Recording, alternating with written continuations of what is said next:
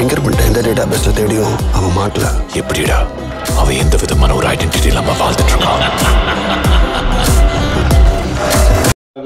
ஒருவேளை கூப்பிட்டு கதை கேட்கும்போது அதுக்கு முன்னாடி அதை பார்த்தாங்கன்னு வைங்களேன், ஐயோ 2 பேரும் இப்படி உட்கார வேண்டியதான். மகிழ்ச்சி. சரி, இது என் அண்ணனை அழைக்கும் நேரம். கண்ணீர் மட்டுமே மிச்சம் என்று கத்தி கதறி திரிந்தோம். ஏதோ ஒரு குரல் எங்கள் அழுகையை தாண்டி அதிகாரத்தை நோக்கி திருப்பி அடிப்பேன் என்றது. சொல்லி முடிக்கும் முன்னே அந்த குரலின் வேகத்தை கண்ட அரசாங்கம் அவனை சிறையில் தள்ளியது. ஆனால் அடங்கவில்லை அந்த குரல். எங்கெல்லாம் நீதி கிடைக்குமோ அங்கெல்லாம் தேடி அலைந்தது. நீதியை தேடி அரசாங்கத்தின் வாசலில் நின்றது. எங்குமே ஏமாற்றம் என்றதால் தனித்தே ஒரு சக்தியாக மாறி நாம் தமிழர் என்றது. சற்று வேட்டியை இறுக்கி பிடித்துக் கொண்டு ஒரு குரல் யார் தமிழர் என்றது. அப்போதுதான் தமிழனுக்கு புரிந்தது யார் திராவிடன் என்று. விடுமா திராவிடம், விடுமா திராவிடம், விடுமா திராவிட புத்தி. தமிழனை ஏத்தே பிழைத்த புத்தி அல்லவா துணைக்கு ஆரியத்தை அழைத்தது. முதல் அடியே ஆரியனுக்குத்தான் என்பது அவனுக்கு தெரியவில்லை. முதல் அடியே ஆரியனுக்குத்தான் என்பது அவனுக்கு தெரியவில்லை. முருகன் என் முப்பாட்டன் என்றதும் முனகிக்கொண்டே வா மோதி பார்ப்போம் என்றார் திராவிடன். இதோ வருகிறேன் என்று படை திரட்டி கிளம்பினான் எங்கள் கம்பீர குரல்கார். 60 ஆண்டுகளாய் தமிழர் வாழ்க்கையில் படிந்த கரையை 10 ஆண்டுகளில் சரி செய்ய முடியுமா என்ன? இது ஒரு நெடும் பயணம். இந்த நெடும் பயணத்தில் நமக்கு துணை நிற்பது அவன் ரத்தம் கசியும் குரல் மட்டுமே. அவன் குரலே எங்கள் ஆயுதம். இதை அறிந்தே பல ஈன குரல்களை அவன் எங்கள் முன்னே திருப்புகிறான். அவனுக்கு புரியவில்லை நாங்கள் போருக்கு நேரம் காலம் பார்த்து செல்வதில்லை என்று. அவதூறுகளை மட்டுமே பேசி வாழ்பவனுக்கு ஆயுதம் என்றால் என்னவென்று தெரியுமா என்ன? அறிவாயுதத்தோடு வா, அவன் உங்கள் முன்னே நிற்பான். அண்ணா வாருங்கள்.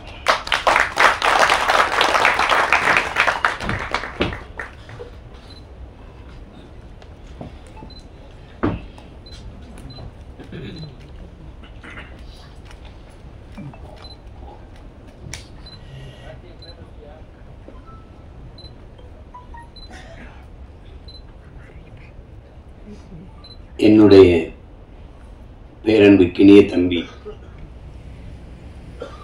இசக்கி கார்வண்ணன் அவர்கள் தயாரித்து வழங்குகிற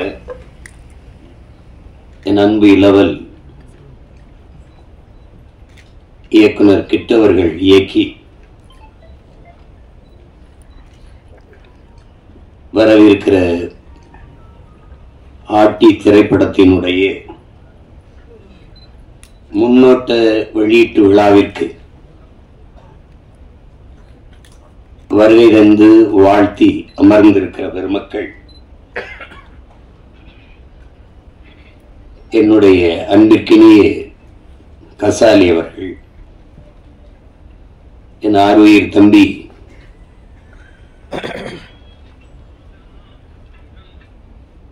உறவில் மட்டுமில்லாது உணர்வோடும் என்னோடு இணைந்து களத்தினில் நிற்கிற இயக்குனர் நடிகர் திருமுருகன் அவர்கள்,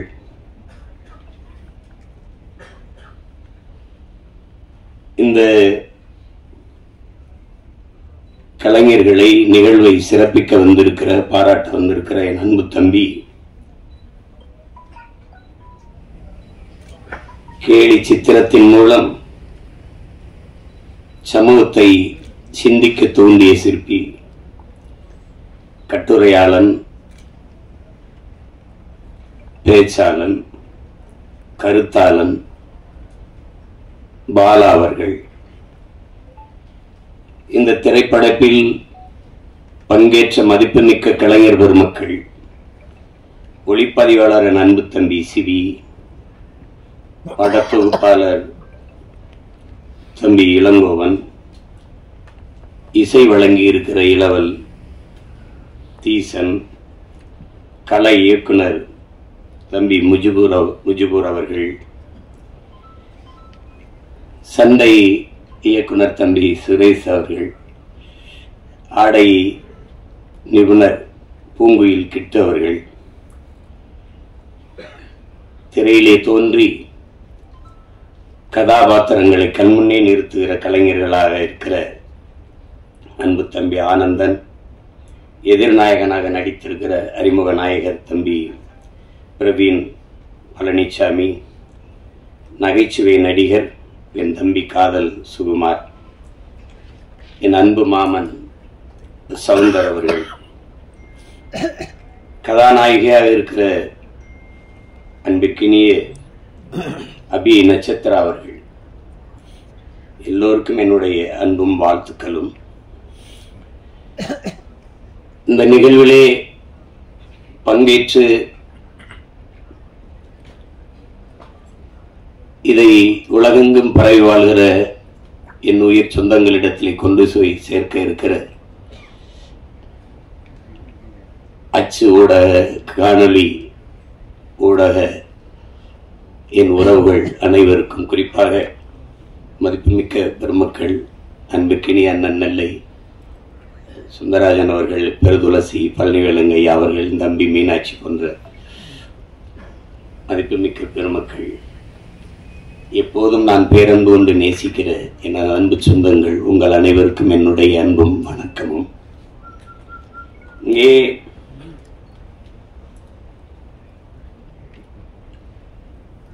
காதல் சுகுமார் ஒரு நகைச்சுவை நடிகர் அப்படி பார்க்கிறோமானால்,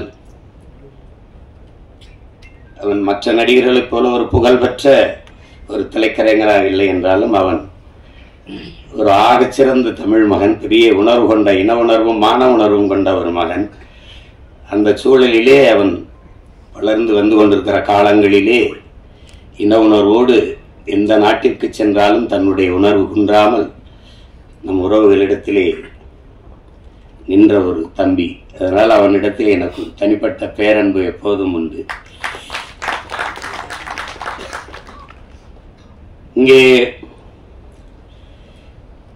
என் அன்பிற்கினிய தம்பி துரைமுருகன் அவர்கள் சொன்னது போல, துரையும் கிட்டும் சேர்ந்துதான் அந்த நையப்படை அந்த வலையொலியை தொடங்கினார்கள். ரொம்ப நன்றாக செய்தார்கள்.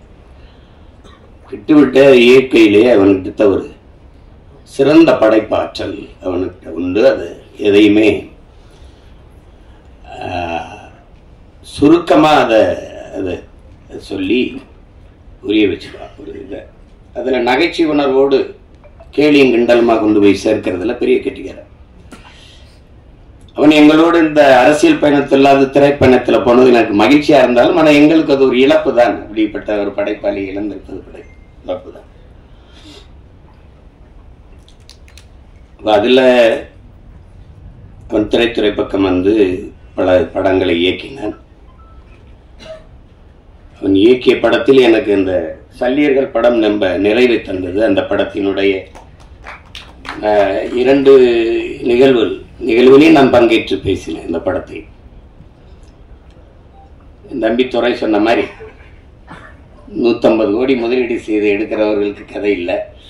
1.5 கோடியில் ஆகச்சிறந்த படத்தை எடுப்பான். அப்படி ஒரு படைப்பாளி. சல்லியர்கள் படம் பார்த்தீங்கன்னா உங்களுக்கு தெரியும், ரொம்ப நல்லா எடுத்துப்பான், நேர்த்தியாக எடுத்துப்பாப்ல. எங்களுக்கு ஒரு பயம் என்னென்றால், இந்த எங்களுடைய விடுதலை போராட்டங்களை இன அழிப்பு அந்த தொடும்போது அது ரொம்ப உணர்வுபூர்வமானது, சரியா செய்யணும், இல்லைன்னா சிக்கலாயிடும். எங்கள் தலைவருக்கு அதில் ஒரு பெரிய கனவு. அவரை போல இந்த இனத்தில் பிறந்தவன்ல திரைக்கலையை நேசித்த ஒரு மகன் இதுவரைக்கும் இருக்க முடியாது. இங்கே இருந்த கட்சிகள், குறிப்பா கம்யூனிஸ்ட் இயக்கங்கள், திராவிட இயக்கங்கள் எல்லாம் திரைக்கலையை வந்து ஒரு சாக்கடை, குப்பை, சினிமாக்கார பெயர் இப்படிதான் பேசி பேசி அதை சாக்கடை சாக்கடை என்றே சொல்லி கொண்டு விட்டார்கள். அதுல உருண்டு பிறண்ட நாயும் பண்ணிலாம் நாட்டாண்டுட்டு போயிடுச்சு. இதுதான் நடந்தது, பெரிய விபத்து. அது திரைக்கலையை ஒரு எங்கள் தலைவன் எனக்கு என்கிட்ட சொல்றாரு பாருங்க, திரைக்கலை என்பது அறிவியலின் அழகான குழந்தைன்னு சொல்றாங்க. அந்த வார்த்தையை எப்படி பயன்படுத்துறாரு பாருங்க, அறிவியலின் அழகான குழந்தை. திரைக்கலை ஒவ்வொரு தேசிய இனத்தின் அழகிய கலை முகம். எப்படி வைக்கிறார் பாருங்க. இப்படி பேசல அவர் மெதுவாக சொல்றாரு, நான் அதை எடுத்து சொல்றேன். அந்த பார்வை அவர் இடத்துல இருந்தது. அது காரணம் சிங்லஸ் லிஸ்ட், பிரேவ் ஹார்ட், பென்ஹர் இந்த மாதிரி படங்களை பார்க்கும்போது நம்ம விடுதலை போராட்டம் ஏன் இப்படி ஒரு படமா வரக்கூடாதுன்னு அவருக்கு ஒரு இது இருந்தது. ஒரு கெடுவாய்ப்பா தமிழ் பேரினத்தில் அவர் ஒரு நிர்வாக தலைவனா இல்லாம தன் இன விடுதலைக்கு போராட்ட களத்தில் போர்க்களத்தில் நிற்கக்கூடிய தலைவனா இருந்துட்டான். அவன் மட்டும் இவர்களை மேல 50 ஆண்டு 60 ஆண்டு 10 ஆண்டு 20 ஆண்டு ஆள் இருந்த உலகத்திலே தலை சிறந்த நாடாக தன் இனம் வாழ்கிற நாட்டுக்கு அவனுடைய கனவு பல்லாயிரம் ஆண்டுகளா தம் முன்னோர்கள் தூக்கி சுமந்த கனவு, அவன் அறம் சார்ந்து வாழ்ந்த ஆட்சி செய்த மறவர்களின் கனவு. அதனால அப்படிப்பட்ட ஒரு தலைவன் அதுக்காக பெரும் முயற்சி எடுத்தார். தன்னுடைய போராட்டத்தை எப்படியாவது எடுத்து கொண்டு போகணும்னு எடுத்தார் சின்ன சின்னதா. அதுக்குள்ள எங்களுக்கு காலம் சரியா வரல, அது கெடுவாய்ப்பா அமையல, முடிஞ்சிருச்சு. அதனால இந்த மாதிரி படங்களை எடுக்கும்போது ஒரு நடுக்கு இருக்கும். அது சரியா செய்யணும், இல்லைன்னா தப்பா போயிடும். வரலாற்றை தவறா பதியக்கூடாது, உங்களுக்கு தெரியும். அதுல என் தம்பி சல்லியர்களை போராட்ட வரலாற்றில் பெருங்கடல் அது ஒரு துளியை மிக சரியா பதிவு செஞ்சான்னு எனக்கு ஒரு நிறைவு. அதுபோல இந்த ஆட்டி படத்தையும் அவன் சிறப்பா செஞ்சிருப்பானுங்கிறதுல எனக்கு அசைக்க முடியாத நம்பிக்கை. இங்கே அந்த ஆட்டி அப்படிங்கிற அந்த படத்துக்கு சொல்லுவோம், அது எங்கள் குடியில் பெண்கள் முதலாம் அப்படின்னு. அதுல மாற்று கருத்து இருக்க முடியாது. கிட்டு பேசும்போது வருத்தத்துல சொன்னா நமக்கு வரலாற்று பதிவுகள் எதுவும் இல்லை அப்படின்னு அது ஒத்துக்கணும். இதில் நம்மளா பெருமையா பேசிக்கிறது இருக்குல்ல. எப்படின்னா வரலாற்றை படைக்கிறவனுக்கு அதை எழுத பதிவு செய்ய நேரம் இருக்காது. நம்ம செய்யல இருந்தாலும் விழுந்துட்டா மீசையில மண்ணோட்டில பெருமை பேசுற மாதிரிதான். அடி எப்படி இப்படி அடிச்சாங்க, எவ்வளவு அடிச்சாலும் தாங்கினேன் பார்த்தீங்களா, அது மாதிரி பேசிக்கிறதா. அதையும் உணர்ந்தவன் இந்த இன வரலாற்றுல என்னுயிர் தலைவன் மேதகு பிரபாகரன் அவர்கள் மட்டும்தான். இப்ப எங்களுக்கு பாத்தீங்கன்னா நமக்கு நம்ம பாட்டன் அரசனுக்கு அரசன் அருள்மொழி சோழன் உலகின் பல்வேறு நாடுகளை வென்று கடல் பல கடந்து படை பல நடத்தி பல்வேறு நிலப்பரப்பு வென்று 3வது பெரிய பேரரசை நிறுவினார். இது ஒரு ஆனா அது அது ஆண்டாங்கிறதுக்கு ஒரே ஒரு சான்றுதான் இருக்கு, பெருவுடையார் கோயில் தான் இருக்கு, தஞ்சை பெரிய கோயில் மட்டும். அதுக்கு முன்னாடி இன்னொரு பாட்டன் கரிகால் பெருவள சோழன் ஆண்டுகாண்டா நம்மளை, அதுக்கும் சான்று இந்த கல்லணை தான். இல்லைன்னா எங்கள் கதையை முடிச்சிருப்பான். அதை வச்சுட்டு நாங்க எதோ சொல்லிட்டு இருக்கோம். அப்ப நமக்கு வரலாற்று சான்றுகள் இல்லை, தமிழர்களுக்கு வரலாறு இல்லை.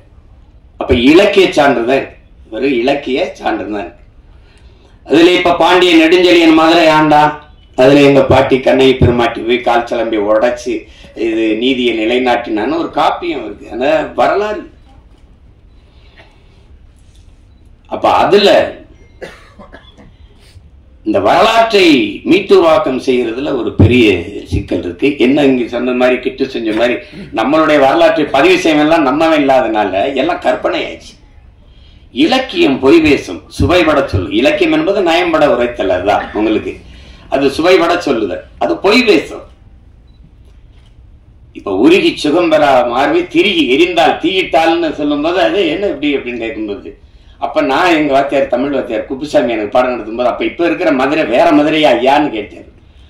அப்படி இல்லடா, தீ பற்றி எரிந்ததுன்னா வாழ்ந்த மக்கள் அவளுக்கு நேர்ந்த துயரத்தை துன்பத்தை கண்டு வயிறு எரிந்தார்கள்ங்கிறத அப்படி சொல்லியிருக்காங்க சுவைபட அப்படி. அப்ப இலக்கியம் பொய் பேசும், இதிகாசங்கள் பொய் பேசும், புராணங்கள் பொய் பேசும், காப்பியம் காவியம்லாம் பொய் பேசும். ஆனால் வரலாறு பொய் பேசக்கூடாது, பொய் பேசாது, பொய் பேசாது.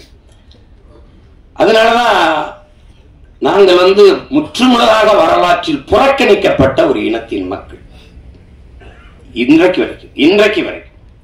இப்ப உதாரணமா இப்ப கண்ணகி அவளை எடுத்துக்கிட்டா எங்களுக்கு என்ன பெருமை இருக்குதுன்னா, சோழ நாட்டுல பிறந்து பாண்டிய நாட்டுல இறந்து சேர நாட்டுல தெய்வமாகிறார். எழுதின எங்க பாட்டன் இளங்கோவடிகள் 3 மன்னர்களை இணைத்து, 3 நிலப்பரப்பை மன்னர்களை இணைத்து ஒரு காப்பியத்தை செய்கிறார். அது காப்பியம், அது கற்பனை. ஆனால் கண்ணகியிலும் சிறந்தவள்கிறார் எங்கள் குலத்தில் எங்க முன்னோர், அது எங்க பாட்டி வேலு நாச்சியார். அது காவியம், இது வரலாறு. ஆட்டினா அங்கதான் பாருங்க, ஆட்டி படைக்கிறானையா அப்படிங்கிற மாதிரி ஆட்டி படைத்தான் ஒரு பெண்மகள். தமிழர்கள் பொதுவா மானுடனே தாய் வழி சமூகத்திலிருந்து வந்தவன் தான். முதல் திணையில நம்ம முதல் நிலத்திலே தாய் வழியில், இரண்டாவது நிலமும் தாய் வழி, மூணாவது மருத நிலத்தில் வந்து என்று வேளாண்குடிகளாக மாறுகிறோமோ, அவன் காட்டை பார்க்க போகும்போது வீட்டை பார்க்க பெண் இருக்கும்போது ஒருவனுக்கு ஒரு தீங்கிறது வரும்போது தந்தை வழி சமூகமா ஆயிருது. அங்கதான் முதல் எழுத்து. எங்க ஐயாமையும் சொல்றாருல, பேரை போடும்போது அவரு எசக்கிய சேர்த்துக்கிட்டாரு.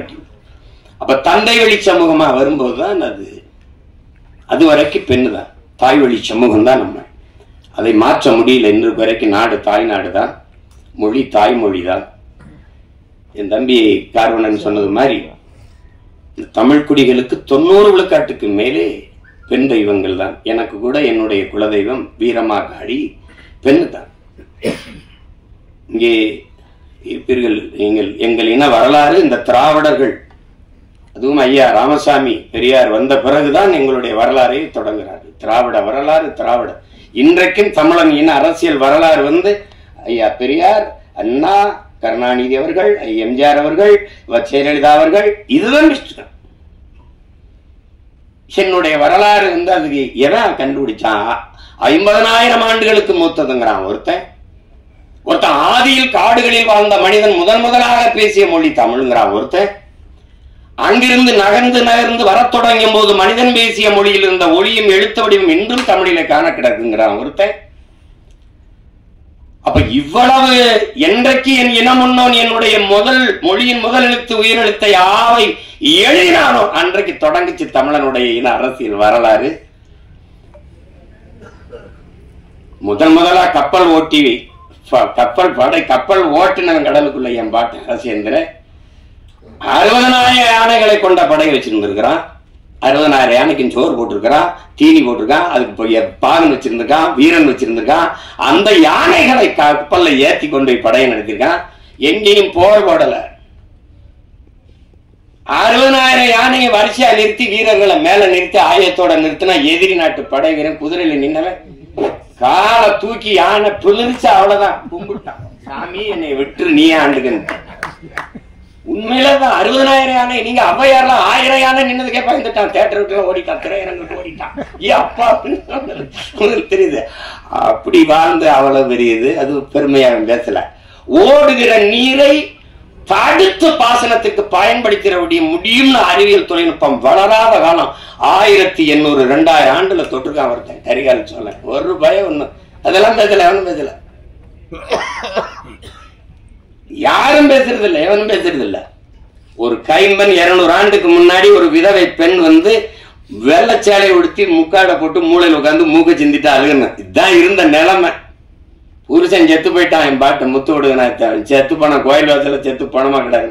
என் பாட்டை 2 பேரும் போகாதேங்கிற மருது பாண்டி 2 பேரும் தளபதி. போக வேணாம், வெள்ளக்காரன் வருமா சுத்துவான் பயப்படுது. ஒண்ணு கவலையே படாம மகளை தூக்கிக்கிட்டு போய் அவன் உயிரற்ற கிடந்த உடலின் மீது சத்தியம் செஞ்சு இழந்த நிலத்தை நான் மீட்டே தீர்வேன்னு போறா ஒரு மகன், ஒரு கைம்பெண். இந்த சமூகம் சொல்ற மாதிரி ஒரு பெண்மகள். என் அன்பு சொந்தங்களை நீங்க கொஞ்சிருங்க. இந்த நிலத்தில் எத்தனையோ வீரம் இருந்திருக்கான். இந்திய பெருநிலம் அடிமைப்பட்டு கிடக்குது. அந்த நிலத்தின் விடுதலையே வச்சுக்க. எந்த ஒரு மகனும் வென்றதில்லை. போர்ல வெள்ளக்காரன் தோற்று தந்திருக்கான். என் பாட்டன் தீரன் சின்னமலையோ புலித்தேவனோ இல்ல அழகுமுத்துக்கணும் எவனுமே தோற்று தான் போயிருக்கான். ஒரே ஒரு பெண்மகள் தான், ஒரே ஒரு பெண்மகள் தான்.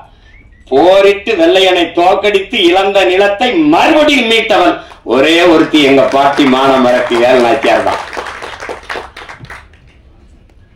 உண்மையிலே ஆட்டினா அவதான். அத நம்ம பேசுறதுல வரலாற்றுல ஒரு படிப்பினை இல்ல. கண்ட நாய் பேய்க்கெல்லாம் தெருவுலங்க ஜலம் இருக்கு. என் பாட்டிக்கு இந்த சிவகங்கை அரண்மனை வாசல ஒரு மரப்பாச்சி தண்டி பொம்மை வச்சிருக்கான். இதெல்லாம் வந்து அப்ப எப்படி வருதுன்னா கோவம் வருது. வரலாற்றில் நீ புறக்கணிக்கப்பட்டுட்டாய். உன் பாடத்திட்டத்திலே தென்னாட்டின் சான்சிராணின்னு தான் உன் பாட்டி எழுதியிருக்கான் வேலுநாச்சியார. வேலுநாச்சியார் பிறந்து இறந்து 85 வருஷம் கழிச்சு பிறக்கிறான். மணிக்கர்ணைங்கிற பெண் 85 வருஷம் கழிச்சு பிறக்கிறார். இளம் வயதிலேயே திருமணம் முடிச்சு கொடுத்ததுனால சான்சி அந்த மன்னன் இறந்து போனதுனால அந்த நிலப்பரப்புக்கு அவர் தலைவியாகி அரசியானதுனால சான்சி ராணி இளம் வயது திருமணம்னால பாய் லக்ஷ்மி பாய் சான்சி ராணி லக்ஷ்மி பாய்னு பேர் வருது. நீ என்ன வரலாற்றுல பதிவு செஞ்சிருக்கணும்? சான்சி ராணி எழுதும் போது வடநாட்டின் வேலு நாச்சியார்னு எழுதிருக்கணும். ஆனா நீ என்ன பண்ற? தென்னாட்டின் சான்சி ராணின்னு என் பாட்டு எழுதுற. அங்க நான் பேசாம மண்டையாட்டிட்டு இருந்தேன் பாரு, அங்க செத்துச்சு என் வரலாறு, அங்க போயிருச்சு என்னுடைய வரலாறு. நீ என் பாட்டை சிதம்பரனாரோட நீ என்ன வல்லபாய் பட்டேல் பெரியாள், நீ என்ன பண்ணிட்ட நீ? ஆனா வல்லபாய் பட்டேல் எனக்கு வரலாறு இருக்குது, என் பாட்டன் வஉசி இல்லை. அதாங்க அது சிக்கு. கற்பனோட நீங்க செய்ய முடியாது. என் தாத்தன் வழக்கறிஞர், என் அப்பன் வழக்கறிஞர், நான் வழக்கறிஞர். ஒரு முறை நேர் நின்றால் இன்னைக்கு 50,000, அன்னைக்கு 50,000 என் பாட்டனுக்கு. ஒரு முறை வழக்கு நீதிமன்றத்தில் நேர் நின்னா அவ்வளவு செல்வந்தன் சொத்தம்பட்டையும் இழந்தான் மண்ணின் விடுதலைக்கு. இந்த தமிழ் மக்களின் மானம் கப்பலேற விடக்கூடாது என்பதற்காக கப்பல் ஓட்டிய ஒரு பெருந்தமிழர், சுதேசி கப்பல். நான் என்னடா தமிழ் தேசம் பேசுறேன், அவன் தமிழ் நேசன் அப்படின்னு அன்னைக்கே இதழ் நடத்தினான். அன்னைக்கே தமிழ் தேசம் தமிழ் நேசன் பத்திரிகை நடத்தினான். அவன் வரலாறு எங்க இருக்கு? எனக்கு மாடு இழுக்க திணறும் செக்க மனுஷன் இழுத்திருக்கான் இந்த மண்ணின் விடுதலைக்கு. போய் கோவை சிறையில் இருக்கு, இன்னும் அந்த சிலை நினைவா இருக்கு அந்த செக்கு. ஏன்னா அவன் இருந்த அறைக்கு பக்கத்துல இருந்த அவன் பேரன் நான், அதே கோவை சிறையில பக்கத்து அறையில செக்கிழுத்த செம்மல் வஉ சிதம்பரனார் இருந்த சிறை எழுதிருக்கா. அந்த அறை எழுதி வச்சிருக்க. வேணா நீ என்ன போயிட்டு அவனு போலையா அனுப்பி விரைவில் அனுப்பி வைக்கிறேன். ஏதாவது இதுல பேச்சுவாடனா போட்டு. என்ன நான் போகாத சிறை இருக்குன்னு நினைக்கிறீங்களா? நீதிமன்றம் இருக்குன்னு நினைக்கிறீங்களா? அவருக்கு ஏதாவது பார்க்கணும் சீமானா உடனே வரணும், கட்டாயம் நேரம் நிக்கணும். வழக்கு இருக்கு, இதுக்கு ஒரு வழக்கு இருக்கு. வல்லபாய் பட்டேலை படித்தோம், நம்மளுடைய பாட்டன் வஉ சிதம்பரனாரை படிக்கல. நீங்க எல்லாம் நான் கோவப்படுறேன்றீங்க, நான் கோவப்படுறதே பரவாயில்ல. என் தம்பியெல்லாம் கொந்தளிச்சுட்டாப்ல. இங்க பாருங்க, தொலைக்காட்சியில என் உடன் பிறந்தார்களா இருக்கிறீங்க. தந்தை பெரியார், கலைஞர் அதான் பேசுறீங்க. நீங்க ஜெயலலிதா அம்மா சொல்லணும், இவர் அப்பா சொல்லணும், அவரை தந்தை சொல்லணும், இவரை கலைஞர் சொல்லணும். ஆனா எங்களை மட்டும் வஉசி மாபோசி என்னடா சிசின்னு வச்சுக்கிற நீ? எப்படி இருக்கு? எந்த மான தமிழன் இதை ஏற்பான்? வஉசி மாபோசி, என் சிலம்பு செல்வர் மாபோசி, செக்கிழுத்த செம்மல் வஉசி சொல்ல முடியாது. அவனால தமிழ் தென்றல் திருவிக்கா, தனித்தமிழ் அடிகளார் மறைமலை அடிகள், முத்தமிழ் காவலன் கியாப்பை விஸ்வநாதர் பேச முடியாது. அவனால பேச முடியுமா? முடியாது. திரைப்படத்தில் நடிச்சவனா தலைவர் என்ன சொல்றாருன்ற, தலைவர் என்ன சொல்ற, எங்க தலைவன் என்ன சொல்ற, திருப்பிரபாகர் என்ற டேய் கழுத்த திரி விழலையும் பார்த்துக்க. நீ ஏன் அவரை மேதகன்னு சொல்ல மாட்டியா? பேசுறது பாரு, நீ பேசுறத பாரு. பேச்சு நாளைக்கு கூட பேசுவாங்க. பேச்சு எப்படி பேசுவாங்க? தமிழர் தந்தை சீபாதித்தனார் சொல்ல முடியாதா? சிந்தனை சிப்பி சிங்காரவேலர் அப்படி சொல்லியிருக்கியா? நீ எங்கேயாவது சொல்லியிருக்கியா? ஆனா இதை மட்டும் பாரு, இதை மட்டும் தமிழன் விழித்துக் கொள்ளணும்னு வச்சுக்கிறீங்க. பெரியார் தந்தையாரி, ஐயா ஸ்டாலின் அப்பாவாயி, ஜெயலலிதா அம்மாவாயி, நம்ம எல்லாம் எவன் என்னன்னு தெரியாம பெத்தப்ப அம்மாவை மறந்துட்டு நீ இதை அம்மா பண்ணிட்டு தெரியுங்க. இப்படிதான் அவன் வரலாற்றை இழந்த, நீ இப்படிதான் இழந்த. நான் தான் படிக்க வச்சேங்கிறது நீ எப்படி நம்பின? நீ நம்பின? உன் இனத்தில் எத்தனை பெண்பார் புலவர்கள்? 100க்கும் மேற்பட்ட பெண்பார் புலவர்கள். நச்சினார், கிணியர், அவ்வை, எத்தனை அறிவு மூதாட்டியே உன் பெருமகள் அவ்வை. பெண்களை காப்பிய நாயகராக வச்சு பாடியவன் தமிழன். சிலப்பதிகாரம், மணிமேகலை, எத்தனை காப்பியங்கள்? குல தெய்வங்களாக வச்சு கும்பிட்டவன் தமிழன். அப்ப எப்படி எங்க நீங்க? நான் தான் பெண்ணடிமை நீக்கினேன். எங்க நீ படிக்க வச்ச சரி எதை? திருக்குறளை, சிலப்பதிகாரத்தை, மணிமேகலையை, சிவகை சிந்தாமணியை, வளையாவதியை, குண்டலகேசியை, ஐங்குறுநூறுவை, 18 அகநானூறுவை, புறநானூறுவை, கலித்தொகையை, கலிங்கத்து பரணியை படிக்க வச்ச, கம்ப ராமாயணத்தை படிக்க வச்ச, இதெல்லாம் எழுதுன எவன்டா படிக்க வச்சது? பதில் வச்சிருக்கியா? பதில் வச்சிருக்கியா? பெரியார் தான் படிக்க வச்சார். வச்சுக்க. பக்கத்துல இருந்த அறிஞர் அண்ணாவன் WMA 2 முதுகலை படிச்சாரு. அண்ணாதுரை ஐயா, அதுக்கப்புறம் ஐயா அன்பழகன், நெடுஞ்செழியன், இவர்கள் 3 பேரையும் படிக்க வச்சது யாரு? அவருக்கு பக்கத்திலே உட்கார்ந்து இருந்தாங்களப்பா. ஏன் இதெல்லாம் நீ கேள்வி எழுப்பல?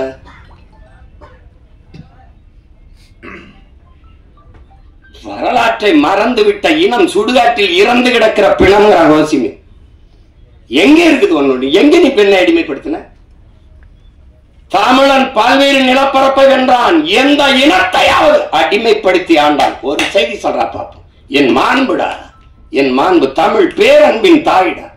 இல்லைன்னா யாரும் ஊரே யாவரும் கேளீர்னு எந்த மொழி சொல்லியிருக்குடா? பிறப்பு ஒற்றும் எல்லா மனிதருக்கும் கூட பாடல, எல்லா உயிருக்கும் உலகத்துல எந்த மொழி சொன்னது? என் தமிழ் தான் சொன்னது, என் தமிழ் தான் பாடியது.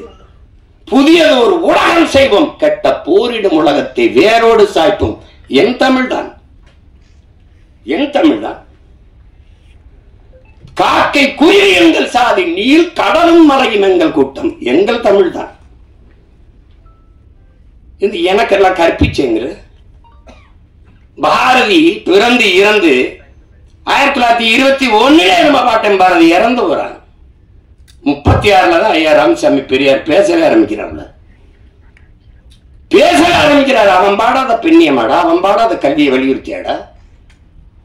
எப்படி? தமிழை சனியன் என்கிறார், அவன் இனிது என்கிறார். வானளந்த அனைத்தும் அளந்த வன்மொழி வாழியவங்கிறார். வானளந்த அனைத்தும் அறிந்தவரா என் தமிழ்கிறார். வானளந்த அனைத்தும் அறிந்தவரா என் தமிழ் வளர்மொழி வாழியவேங்கிறார். நீ காட்டு மிராண்டிங்க. சிங்களம் புட்ககம் சாவகம் யாரும் சென்றேறி பல தீவனுக்கும் சென்றேறி அங்கு தங்கள் புலிக்கொடி மின்கொடி நின்று சால்புற கண்டவர்தாய் நாடுங்கிறான். எப்படி?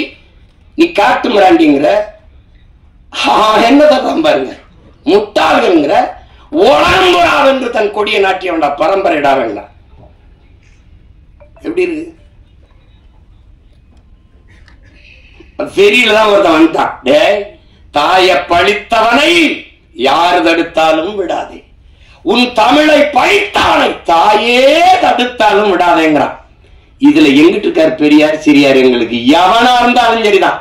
என் மொழியை இழிவு செய்யலாம் எவனா இருந்தாலும் எங்களுக்கு எதிரிதான். தமிழ் சனியன் ஒளி, முதல்ல அந்த சனியனை ஒளிடா. இதான் கோட்பாடு. இல்ல பெரிய தத்துவம் அதெல்லாம் தூக்கிட்டு வர்றது இல்லை. எங்க கோட்பாடு பாரு. இப்படி எவ்வளவு சொல்லியா? என் இறைடா, என் இறை சிவன் தன் உடலில் சரி பாதையை கொடுத்து நிற்கிறான். அது ஆணுக்கு பெண் சமம் அல்ல. என் உடன் பிறந்தார்களே, ஆணும் பெண்ணும் சமம். அதான் எங்க கோட்பாடு, எங்கள் நிலைப்பாடு. ஆணுக்கு பெண் என்ற கோட்பாட்டை இருக்கலாம். ஆணும் பெண்ணும் சமம். அதை நிறுவி காட்டியவன் எங்கள் உயிர் தலைவன். ஆணுக்கு நிகராக பெண்ணுக்கு அரசியல் செய்ய காவல்துறையிலே, வான்படையிலே, கடற்புடி படையிலே, கரும்புடி படையிலே எல்லாவற்றிலும் சமபங்கை கொடுத்தவன் என் உயிர் தலைவன் மேதகு பிரபாகரன் அவர்கள். அதைத்தான் அவன் பிள்ளைகள் இன்று 234 இடம் என்றார். 117 ஆண்கள் 117 பெண்களை கொடுக்க காரணம் அல்ல. இதில் பெருமை ஒன்றும் இல்லை, பிறவி கடமை செய்கிறான். அவ்வளவுதான். பெண்ணை போற்றாத எந்த இனமடா உயர்வடைந்திருக்கு. பெண்ணு தனியா வந்து ஒப்பந்தம் பண்ணி செய்யற பொம்மை அது. என்னை பெற்றவளடா, என் உடன் பிறந்தவளடா. அதன் போற்றாத சமூகம் எப்படி மேன்மை அடையும்? எப்படி உயர்வடையும்? எப்படி உயர்வடையும்? பெண்ணடிமை தீர் மட்டும் பேசும் திருநாட்டில் மண்ணடிமை தீர்ந்து வருதல் முயற்கம் பேங்கிறான் புரட்சி பாவலர். அதான் இங்க இருக்கு. பெண்ணால முடியாதுன்னு என்ன இருக்குது? அப்ப எப்படி எங்க பாட்டியால முடிஞ்சது, வேலுநாச்சியாரால முடிஞ்சது? நடந்தது நிகழ்காலத்துல. பெண்புலி எங்க தலைவர் வந்து ஒரு இதா கொடுக்கிறாரு, ஒரு இலக்கை, இதை போய் செய்யுங்கன்னு. பல முறை ஆண் போராளிகள் நம்ம பிள்ளைங்க போய் பாருங்க, தோற்று வராங்க. போன எல்லாருமே ஆண் புலிகள் தான். ஏன் இதுல பெண் புலிகளுக்கு நம்ம பிள்ளைகளுக்கு வாய்ப்பு கொடுக்கல, ஏன் அவங்க போகலன்னு தலைவர் கேட்கும்போது, நம்மளாலே முடியல, நம்ம பசங்களாலே முடியல, பெண்கள் எப்படி அண்ணான்னு கேட்கும்போது, இல்ல ஒரு தடவை கொடுத்து பாருங்களேன் வாய்ப்பு. சரியாக போய் அந்த இலக்கை வென்று முடித்து வந்தார். உங்களுக்கு தெரியும், நம்மளுடைய அங்கே இருக்கண்ணி நம்முடைய அக்கால் முதல் பெண் கரும்புலி. உங்களுக்கு தெரியும் நல்லா. உங்களால் கற்பனை செய்ய முடிகிறதா என் உடன் பிறந்தார்களே, பேரன்புமிக்க பெற்றோர்களே, சிங்கள ராணுவ கடற்படையினுடைய மொத்த கட்டுப்பாட்டையும் வைத்திருக்கிற ஒரு கப்பல், ஒரு போர்க்கப்பல். அந்த கப்பல்ல தான் மொத்த கடற்படை இயக்கமும் இருக்கு. அதான் இருக்கு, அதுக்குள்ள இருக்கு. அதை தகர்க்கணும். அதை தகர்க்க ஒரு தலைவன் யாரை தேர்வு செஞ்சிருக்கலாம்? ஆனால் ஒரு பெண்மகள், அவள் பேர் அங்கையர்கண்ணி. அந்த அங்கையர்கண்ணி அவள் கரும்புலியாக அவளை தேர்வு செய்யறாங்க. அப்படின்னா நெஞ்சில குண்டை கட்டிட்டு வெடிக்கணும். அவளே ஆயுதமா மாறணும். அதான் கரும்புலின்னா அவளே ஆயுதம், உயிரே ஆயுதம். அதான்.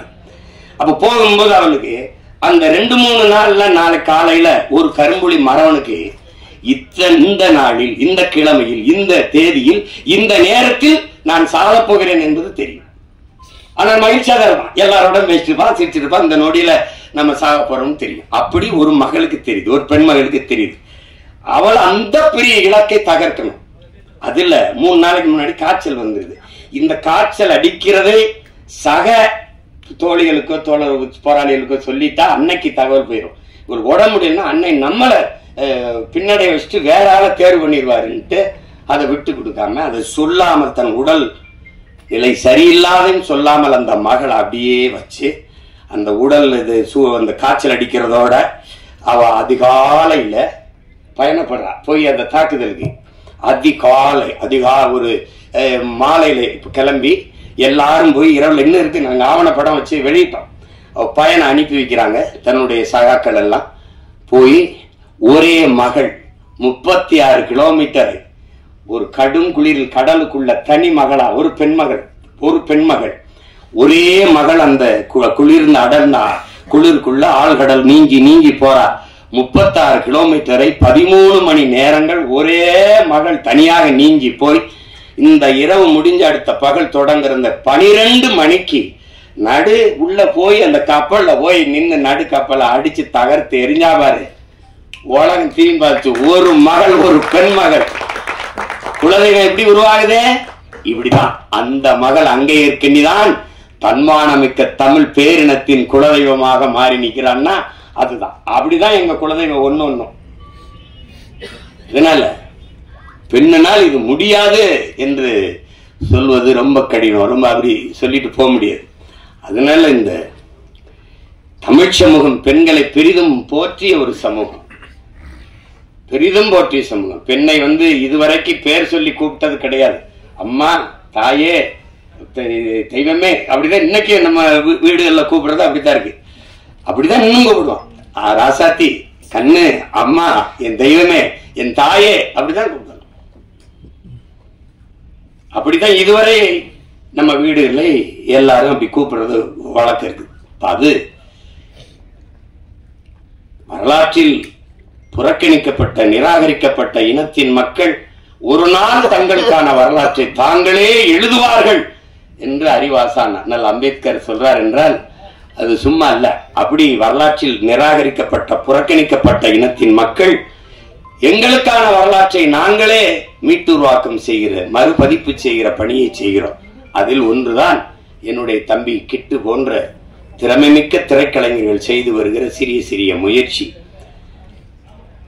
இன்னைக்கெல்லாம் பொன்னியின் செல்வன் ஒரு படம் பார்த்தா அதுதான் நம்ம சோழ வரலாறுன்னு நினைச்சிட்டு இருக்கோம். அது ஒரு புதினம், அது ஒரு நாவல், அது ஒரு சுவரா, ஒரு திரைக்கதையா அது ரசிக்கத்தக்க சொல்லப்பட்டது. உண்மையான வரலாறு அது ஒண்ணும் இல்லையே. ஆதித்ய கரிகாலன் என்ன தற்கொலை பண்ணி செத்து போட்டான்னு ஒரு கதை, காதல் தோல்வியில செத்து போனான்னு வருது. சரி, என்ன பண்றது? அது அப்ப உலகெங்கும் ஒவ்வொரு இனத்தையும் வரலாறு தான் வழி நடத்துது. அப்ப என் இன வரலாறு தான் என்னை வழி நடத்தணும். ஆனால் எனக்கு ஒன்று வரலாறு இல்லை. இப்ப அதுதான் இங்க இருக்கிற தடுமாற்றத்துக்கு காரணம். அதுதான் உங்களுக்கே தெரியும். தமிழருடைய அரசியல் வரலாறுன்னா இதுதான் இருக்குது. இதுதான் இருக்குது. அதை பேச மாட்டாங்க. நீங்க அதை சொல்லவே மாட்டாங்க. ஆக பெரும் மேதைகள் அறிஞர்கள் வாழ்ந்த நிலம் இது. ஜீவானந்தம் சிங்காரவேலரை தாண்டி இங்க வேணுமா? அயோத்திதாரசர், ரெட்டமலை சீனிவாசன், MC ராசாவோட தலைவர்கள் உங்களுக்கு வேணுமா? இல்ல அவங்களாம் தலைவரா தெரியலையா? பெரும் பெரும் மேதைகள் வாழ்ந்திருக்காங்க இந்த நிலத்தில். தன்னலமற்று உண்மையும் நேர்மையுமாக இந்த மக்களுக்கு வாழ்ந்து மறந்திருக்கான். கக்கன் தாத்தா காமராஜர், தாத்தா கக்கன், தெய்வ திருமகன் தாத்தா முத்துராமலிங்க தேவர், எவ்வளவு பெரிய மேதைகள் இந்த நிலத்தில் இருந்து வாழ்ந்திருக்காங்க. அந்த வரலாறெல்லாம் புறக்கணிக்கப்பட்டிருக்கு. தமிழனுக்கு எவன் தலைவனா வந்தாலும் சாதி மதத்துக்குள் தள்ளுவான். தமிழன் அல்லாத எவன் வந்தாலும் அவனை அப்படியே தலைவனாக ஏற்று கொண்டாடுவான். இது ஒரு நோய். இது ஒரு நோய். சீமான் வந்தா என்ன ஆளுக, அதுதானே என்ன ஆளுக, நம்ம ஆளுகளா? என்னையே கேட்டான் தோல் மேல கைவிட்டு, நீங்க என்ன ஆளுகன்னு. நான் அப்படியே நான் சித்தாளுக, உங்க வீட்டுல ஒரு பூச்சி வேலை இருந்தா சொல்லுங்க. அது தெரிஞ்சுக்கிற ஆர்வமா இருப்பான். விசாரிப்பு எப்படி விசாரிப்பான்னு நினைக்கிறீங்க? நீங்க எந்த ஊரு? ராமநாதபுரம், சிவகங்கையில எந்த ஊரு? அப்பா என்ன பாக்குறாப்ல? அப்பா அவன் சொந்தக்காரன், அவன் சாதிக்காரன் பேரவர் சொல்லி அவர் உங்களுக்கு என்ன வேணும்பா? இவ ரொம்ப கஷ்டப்படுறான்னு நான் என்ன ஆளுகன்னு சொல்லிடணும். ஏன்னா இந்த சாதி தாங்க, என்னங்க உங்க பிரச்சனை? நான் உங்க வீட்டுக்கு பொண்ணு கேட்டு இல்லையே. எப்படி இருக்கு புரியுதா? இது தண்ணீன வகையால் தாழ்ந்து வீழ்ந்த ஒரு சமூகம். காப்பா அரவாணன் ஐயா, அவரை யாருன்னு கேட்டுறாதீங்க. என்னடா புதுசா ஏதோ காப்பா அரவாணன்னு கதை விடுறான்றாதீங்க. ஏன்னா திராவிடன் கதை விடுவான் எங்க வரலாறு, நாங்க வரலாறு சொல்லுவோம் அவனுக்கு கதை. அப்ப அதுல அவர் என்ன சொல்றாரு, தமிழன் வீழ்ந்ததுக்கு தமிழன் ஏன் அடிமையானான் அந்த புத்தகத்தை தமிழ் இளம் தலைமுறையினர் என் உயிரினுமினியை உடன் பிறந்தார்கள் ஒவ்வொருத்தனும் படிக்கணும். சின்ன புத்தகம். அதுல என்ன சொல்றாரு, தமிழனுக்கு இந்த அடிமையானதுக்கு முதல் காரணம் போர்க்குணம் இன்மை. அதுக்காகவே சொல்றாரு, முதலில் பண்பட்ட இனம் நாகரிகம் அடைந்த இனம் போர்க்குணம் அற்று போகுங்கிறார். முதலில் பண்பட்ட இனம் போர்க்குணம் அற்று போகும். எப்படின்னு கேளுங்க. இப்ப இவர் சண்டை என்ன ஏப்பா எதுக்கு அவன் காலிப்பையிலோட போய் சண்டை போடுன்னு பாப்பா, நமக்கு அதுவாப்பா தரோம். இங்கதான் அது இதா இருக்கு. எதுக்குப்பா பிரச்சனை, எதுக்குப்பா வம்பு, எதுக்குப்பா பிரச்சனை? அது நமக்கு மட்டும் இல்ல, நாட்டுக்கே அதான் பிரச்சனை ஆயிருக்கு. எதுக்கு பிரச்சனை என்பதுதான் பிரச்சனை. அப்ப அங்க போர்க்குணம் அற்று போனது, போர்க்குணம் அற்று போனது ஒன்று. இரண்டாவது, தன்னிடத்தில் இருப்பதை விட பிறரிடத்தில் இருப்பது உயர்ந்தது, இந்த இழிவான சிந்தனை. பிறகு தாழ்வு மனப்பான்மை, தன்னின பகை. இது ரொம்ப முக்கியம், இதை நீங்க கவனிச்சுக்கணும். அந்த வார்த்தையை போடுறாரு, தன்னின பகை. தன்னின பகை என்னது? படையாட்சியை நான் வேட்பாளராக போட்டாங்க, பறையன் ஓட்டு போட மாட்டாங்க. பறையனை போட்டாங்க, படையாட்சி போட மாட்டாங்க. தேவர் என்னுடைய வேட்பாளர், தேவேந்திரர் ஓட்டு கிடையாதுங்க. தேவேந்திரர் என்னுடைய வேட்பாளர், தேவர் ஓட்டு கிடையாதுங்க. இதனால சொந்த ரத்தங்களுக்குள் யுத்தம். சிந்திய ரத்தத்தை குடித்த ஓநாய்களுக்கு அதிகாரம். இவன் சொந்த ரத்தத்துக்குள்ள சண்டை ஓட்டு வீழ்ந்தான். தன்னின பகையால் தாழ்ந்து வீழ்ந்த தமிழ் சமூகம். எந்த அரசியல் அதிகாரமும் இவனுக்கு வராம போனது காரணம் இதுதான். கடைசியா ஒண்ணு சொல்றாரு, அளவு கடந்த திரைக்கவர்ச்சி. அளவு கடந்த திரைக்கவர்ச்சி. 4 மயக்கம். 1 சாதி மயக்கம், 2வது மத மயக்கம், அடுத்தது சாராய மயக்கம், அதுக்கப்புறம் திரை மயக்கம். இந்த சாராய மயக்கம் திரை மயக்கத்தை தெளிவுபடுத்திட முடியும். ஆனால் இந்த சாதி மத மயக்கம் இருக்குல்ல, செத்து பாடையில போனாலும் வராது, செத்து புழைச்சாலும் ஆறுமுக நாடாருன்னு எழுதி வைப்பான் சமாதியில. எழுதி வைப்பான்ல, சுப்பிரமணிய தேவர் எழுதி வைப்பான், எழுதி வைப்பான். என்ன சிரிக்கிறிய? போய் தரேன்னா போமா சுடுகாட்டுக்கு. அததான் சொன்னாடே, கல்லு சாராயம் குடிச்சு படுத்தா கூட படுத்து எந்திரிச்சா போத எழுஞ்சிரும்டா. இந்த சாதி மதம் செத்தாலும் கர்மம் போகாது, மத்ததெல்லாம் குடிச்சாத்தான் போத ஏறும், சாதி மதமும் சொன்னாலே ஏறிடும்ன்றான். இப்ப இந்த போத இன்னொரு போத உங்களுக்கு தெரியுது, இந்த திரை கவர்ச்சி, திரை மயக்கம். திரை மயக்கம் அது பேராபத்தானது.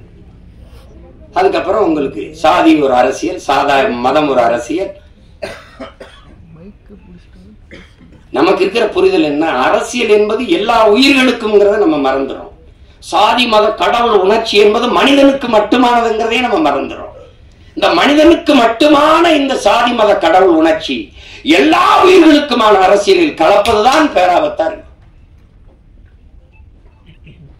ஒரு நாட்டின் மிக உயர்ந்த பதவியில் இருக்கிற ஒரு தலைவர், குறிப்பாக உள்துறை அமைச்சர், ஹோம் மினிஸ்டரா இருக்க ஒரு தலைவர் மதுரையில் வந்து இந்து மக்களின் ஒற்றுமை அப்படின்னு பேசியிருக்கணும். இந்திய மக்களின் ஒற்றுமைன்னு பேசியிருக்கணும்.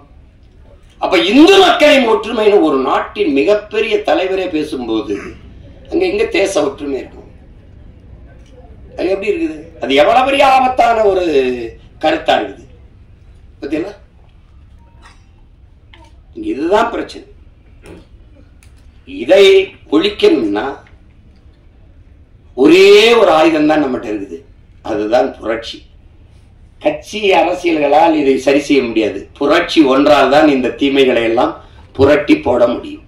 இல்லை என்றால் ஒவ்வொரு நாளும் ஐயோ ஊழல், ஐயோ லஞ்சம், ஐயோ கொலை, ஐயோ கொள்ளை, ஐயோ சாராயம், ஐயோ நீ உனக்கு என்னைக்கு கோபப்பட்டிருக்கோம்? நம்ம நாட்டின் பாதுகாப்புக்கு எல்லையில நின்று போரிட்டு நாட்டின் பாதுகாப்புக்கு நின்ன படை வீரன் செத்து உயிர் வந்துட்டான்.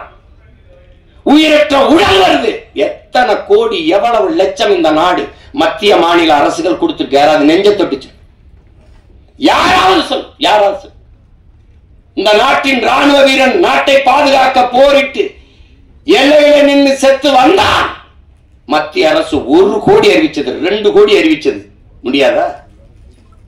மாநில அரசு கொடுத்தது. ஒருத்தன் வெங்கல பதக்கம் வந்தா 1 கோடி அந்த நிறுவனம், 1 கோடி இந்த மாநில அரசு, 1 கோடி அந்த அரசு. என்ன அப்ப செத்து வந்ததுக்கு என்ன கொடுத்திருக்கு? கள்ளச்சாராயம் குடிச்சு செத்தவனுக்கு 10 லட்சம். ஒரு முதலாளி அவன் காட்சி வித்து பல லட்சங்களை சம்பாதிச்சு கொண்டிருக்கிறான். கொழுப்படுத்து போய் ஒருத்தன் குடிச்சு செத்துருக்கான். ஒரு முதலாளியின் லாப தேவை, ஒருத்தன் போதை, இதுல செத்து விழுந்தவனுக்கு 10 லட்சம் மக்கள் காசுல கொடுக்கப்படுது. ஆனா நாட்டை காப்பாத்த எல்லை நின்று செத்து வந்தவனுக்கு எத்தனை லட்சம்? யாராவது சொல்லுங்க. நான் ராணுவத்துக்கு போய் செத்தேன்னா நாட்டுக்காக செத்தால் என் வீட்டை என் நாடு பாதுகாக்குங்கிற எண்ணம் வராத போது எவன்டா நாட்டு ராணுவத்தில் வந்து சேருவான்? எவன் சேருவான்? அப்புறம் தேசப்பற்று எப்படி வரும்? நாட்டுப்பற்று எப்படி வரும்? நாட்டுக்காக செத்தவன் மீதே நாடு பற்று வைக்காத போது நாட்டுப்பற்று எவனுக்கு வரும்? சாதாரண குடிகளுக்கு எப்படி நாட்டுப்பற்று வரும்? எப்படி? எல்லாத்தையும் நம்ம சகித்துக்கிட்டோம் பாருங்க. இந்த இடத்துல கோவப்படல, இந்த இடத்துல கேள்வி வரல. ஏன் இப்படி நடக்குது? கேள்வி வரல. ஏன்னா குப்பை கூட்டுற தொழிலாளியை கூட நீ தனியார் முதலாளிக்கு கொடுத்துருவீங்கன்னா எதை நீ வச்சுப்ப? 1 கிலோ குப்பை 1 கிலோ குப்பை 12 ரூபாயாங்க. யாராவது சொல்லுங்க, எல்லாம் படிச்சவங்க தானே இருக்கீங்க. 1 கிலோ குப்பையை அள்ளி எடுக்க 12 ரூபாயா? ஒரு கழிவறையை கழுவி முடிக்க 350 ரூபாயா? 350 ரூபாய்க்கு ஒரு கக்கூசு கழுவிக்கலாங்க உங்க வீட்டுல? நீங்க சிரிக்கிறதுக்கு சொல்லல, கோவப்படணும். நம்ம பாட்டன் தாத்தன் சொல்றான்ல, ஏமாறுகிற இருக்கிற வரை ஏமாற்றுவே இருப்பான், ஏமாற்றுவன் இருப்பான். திட்டம் போட்டு திருடுற கூட்டம் திருடி கொண்டே இருக்குது, அதை சட்டம் போட்டு தடுக்கிற கூட்டம் தடுத்து கொண்டே இருக்குது. அது நடந்துட்டுதான் இருக்குது. அண்ணா திருடனாய் பார்த்து திருந்தாவிட்டால் திருட்டை ஒழிக்க முடியாது. இப்ப திருடனா பார்த்தா நம்ம பார்த்தா அவன் திருந்தல, இப்ப நம்ம திருத்தணும். அவன் தான் திருந்தலையே. 1 வருஷம் 2 வருஷம் 60 வருஷம் திருடுறான். அவன் திருந்தலையே. அப்ப என்ன பண்ணணும்? திருத்தணும். யார் திருத்தணும்? நாம தான். என்ன பண்ணணும்? உங்க கையால என்ன பண்ணணும்? ஒரே அழுத்தம், ஒரு அழுத்தணும். என்னது? ஒற்றை விரல் புரட்சிங்கிறது சரிதான். அது தெரியல. அவங்க உட்கார்ந்து இருக்கிற அவங்க எல்லாம் அதிகாரம், அது நாம கொடுத்ததுங்கிற எண்ணம் நமக்கு வரணும். நம்ம போட்ட ஒத்த ஓட்டுல வந்த வலிமைதான் அதுன்னு வரணும். உங்களுக்கு என்ன வரணும்? அதுதான் முக்கியம். அப்ப அங்கதான் மாறுதல். அதுதான் அண்ணல் காந்தியடிகள் உலகத்தை எப்படிப்பட்ட மாறுதலுக்கு கொண்டு வர நினைக்கிறியோ அதை உன்னிலிருந்து தொடங்குறாங்கிறார். நீங்க நான் என்னிலிருந்து தொடங்குறேன், நீங்க உங்களிலிருந்து தொடங்குங்க. நம்மிலிருந்து நல்ல மாற்றம் தொடங்கட்டும். நான் 6 மாசத்துல தேர்தல் வருது, அப்பவாவது ஒரு மாறுதல் வருதான்னு பார்ப்போம். அதான் ரொம்ப முக்கியம். என்ன ஐயா மன?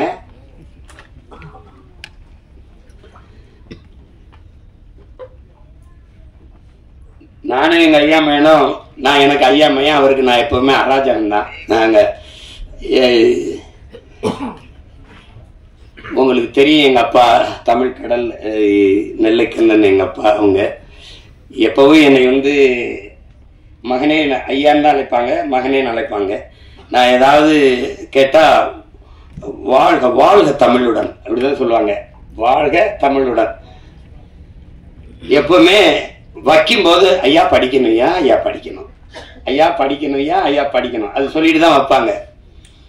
அப்படி எங்களை தமிழ் பால் ஊட்டி வளர்த்த தாய் தந்தை எல்லாமே எங்க அப்பா தான். எங்க அப்பாவுடைய அன்பு மகன் எங்க ஐயா மகன் சுகா அவர்கள். பெரிய அறிஞர்,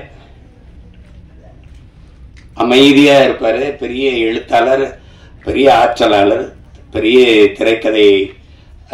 அந்த என்னன்னா, எங்க அப்பா இளையராஜாவுக்கு முன்னாடி நான் ஒரு காரியம் சாதிக்கணும்னா பாடி காட்டினா போதும், டேய் நீ பாடாத நான் செய்கிறேன்றாங்க. எங்க அப்பாவுக்கு முன்னாடி பாடி காட்டணும்னா நீங்க என்ன நான் பாடி காட்டுவேன், பாடுவேன். அதுக்கு ஒரு தடவை என்னை கூட என் முன்னாடி நீ பாடி காட்டுறாங்கல்ல, அப்பா நான் சொல்லிட்டு தானே பாடினேன், என்ன தெரியுமா அதுல அந்த வானத்தை போல மனம் படைச்ச மன்னவனே அப்படின்னா நல்லா இருக்காப்பா, நான் பாடிடுறேன். இல்லடா நீ என் முன்னாடி பாடி, உங்க முன்னாடி தான் பாடி காட்ட முடியும் அப்படின்னு. ஏன் அவர் பாடும்போது ஒரு கோவம் வராதுன்னா, ஒரு சுதி சுத்தமா பாடுவாரு, இசை தெரியும் எனக்கு தெரியாது, அதனால அவர் ஒரு மெட்டு போட்டு வச்சிருப்பாரு, நான் வந்து பாடி விடுவேன். அதுல டே தயவு செய்து பாடவாரா, நீ என்ன சொல்றியா செஞ்சிருந்தா. அது மாதிரி அவ்வளவு ஒரு இது. எங்க ஐயாமே சொன்னதெல்லாம் உண்மைதான். ஏன்னா உங்ககிட்ட சொல்றதுக்கு என்ன, நான் முத மேடையில எப்படி பேசுறதுன்னு எனக்கு யாரும் கத்துக் கொடுக்கல, எனக்கு கத்துக் கொடுக்கல. 5 வயசுல எப்படி எல்லாம் மேடையில ஏறி பேசணும் அப்படின்னு கத்துக் கொடுக்கல. எப்படி சண்டை போடணும் தான் முதல்ல 5 வயசா இருக்கும்போது ஒரு சிலம்பு கம்பை கொடுத்து கத்துக்க சொன்னாங்க. அப்புறம் 10ஆவது படிக்கும்போது கராத்தே வகுப்புல போய் சேர்த்து விட்டாங்க. முதல்ல சண்டை தான் கத்துக்கிட்டேன், அப்புறம் தான் பேச கத்துக்கிட்டோம். மேடையில பேசும்போது ஒருத்தன் குறுக்க பேசிட்டு இருந்தா முதல்ல கத்துக்கிட்டது ஞாபகத்துக்கு வந்துருது. அவங்க எல்லாம் நிறுத்திக்கிட்டு இருக்காங்க, நம்ம போய் அடிக்கடியில ஈடுபட்டு இனிமே சிறைக்கு போக போறேன்னு. சிறையில இருந்து வந்து தான் கட்சி ஆரம்பிச்சிருக்கேன். அதையும் கவனத்துல வச்சுக்கிட்டு பேசணும்.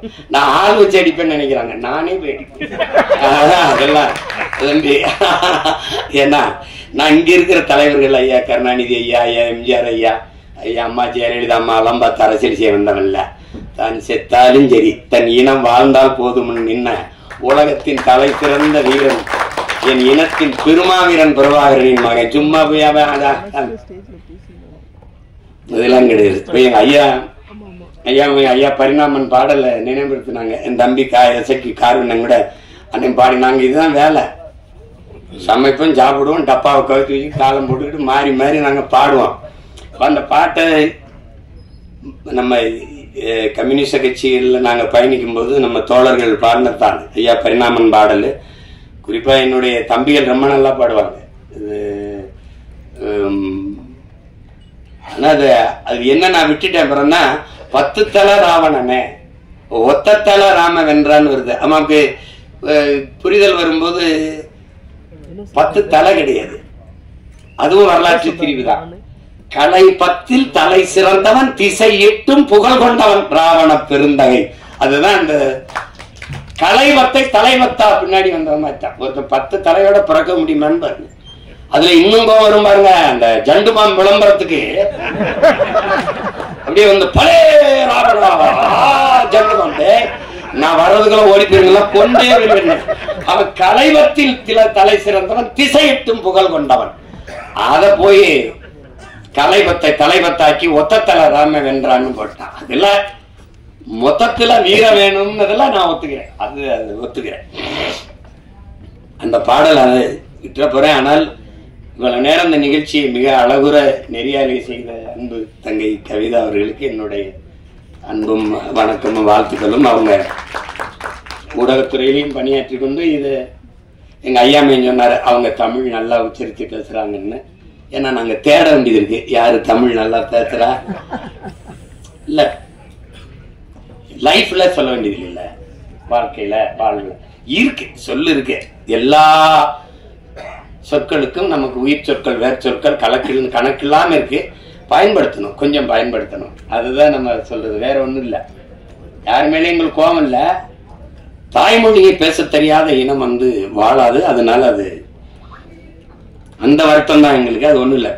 தங்கை எப்படி பேசுனதுல எனக்கு ஒன்றும் வருத்தம் இல்லை.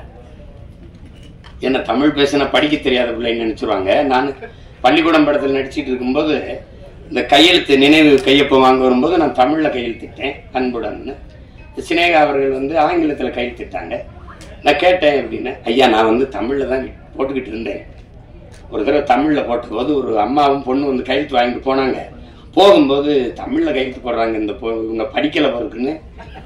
அது தமிழ்ல கையெழுத்து போட்டா படிக்கலன்னு நினைச்சுக்கிறான். அப்ப படிக்கல, பள்ளிக்கூடம் போல இருக்கு, தமிழ்லே பேசிட்டுக்கிறான்னு நினைக்கிறான். அதனால அந்த பாடல் நீங்க கேட்டுட்டீங்கன்னு நினைக்கிறேன். அத இப்ப யாரும் அந்த பாடுறது இல்லை. அந்த பாடல்ல 10 தல ராவணன ஒத்த தல ராம வென்றான். இந்த பாட்டை நானே எங்க மாமா சவுந்தரவர்களும் ஐயா பாக்கியராஜ் வீட்டுக்கு போனோம்னா அவர் தடவை அந்த பாட்டை பாடுங்க அப்படிம்பாங்க. தாளம் போட்டு நாங்க பாடுவோம். 10 தல ராவணன ஒத்த தல ராம வென்றான், மொத்தத்துல வீர வேணும் சுடலமாடா. இந்த வித்தைகளை கத்துக்காம சத்தியத்தை ஒத்துக்காம கத்துனா போனதெல்லாம் கிடைக்குமாடா தம்பி, கத்துனா போனதெல்லாம் கிடைக்குமாடா. 10 தல ராவணன ஒத்த தல ராம வென்றான், மொத்தத்துல வீர வேணும் சுடலமாடா. இந்த வித்தைகளை கத்துக்காம சத்தியத்தை ஒத்துக்காம கத்துனா போனதெல்லாம் கிடைக்குமாடா தம்பி, கத்துனா போனதெல்லாம் கிடைக்குமாடா. புலி பசித்து கிடந்தாலும் புள்ளை தின்ன மாட்டாது, போட்டத திங்கிறமே சுடலமாடா. நம்ம பொண்டு உள்ள வாழ்க்கையில கண்ட சுகம் ஏதும் இல்ல, தெண்டத்துக்கு உழைக்கிறமே நியாயமாடா தம்பி, தெண்டத்துக்கு உழைக்கிறமே நியாயமாடா. இது அந்த பாடல் ஐயா பரிணாமன் அவர்கள் எழுதினார். அது ரொம்ப முற்போக்கான பாடல். அந்த வரியை தவிர மத்தெல்லாம் நமக்கு உடன்பாடு. இப்ப இருந்தா கூட ஐயா மாத்தி அதை கொடுப்பாங்க. அதுல அப்ப அது எவ்வளவோ பாடல்கள், எவ்வளவோ சித்தர்கள், ஞானிகள், யோகிகள் எல்லாம் தோன்றி என்னென்னமோ எங்க தாத்தா பாட்டு சொன்ன மாதிரி முன்பு இயேசு வந்தார், அப்புறம் காந்தி வந்தார், புத்தன் வந்தார், அப்புறம் இயேசு வந்தார், அப்புறம் காந்தி வந்தார். எதையோ சொன்னாங்க, எழுதி எழுதி வச்சாங்க. எல்லாத்தையும் தான் படிச்சீங்க, என்ன பண்ணி கிழிச்சீங்கன்னு தெரியல. அது மாதிரிதான் இப்ப நானும் நாமளாவது எல்லாரும் சேர்ந்து ஏதாவது உருப்படியா கிழிப்போம் வாங்கன்னு தான் கூப்பிடுறேன். அதுக்கு என்னுடைய தம்பி கிட்டவர்கள் எழுதி இயக்கி என்னுடைய ஆர்வீர் இளவல் எசக்கி கார்வண்ணன் அவர்கள் தயாரிச்சிருக்கிற இந்த ஆட்சி படம் ஒரு சிறிய முயற்சியா இருக்கும். சொல்றான், புரட்சி என்பது ஒவ்வொரு மனிதனின் காலடிக்கு கீழே காய்ந்த சருகுகளாக காத்து கிடக்கிறது ஒரு தீக்குச்சியின் உரசலுக்காக அப்படிங்கிறான். ஒரு தீக்குச்சி உரசி போடணுங்கிறதுக்காக காய்ந்த சருகா காத்து கிடக்குதுங்கிறான். அப்படி உரசி போட ஒரு தீக்குச்சியா என் தம்பி கிட்டுனுடைய ஆட்சி படைப்பு இருக்கட்டும் என்று நான் வாழ்த்துறேன்.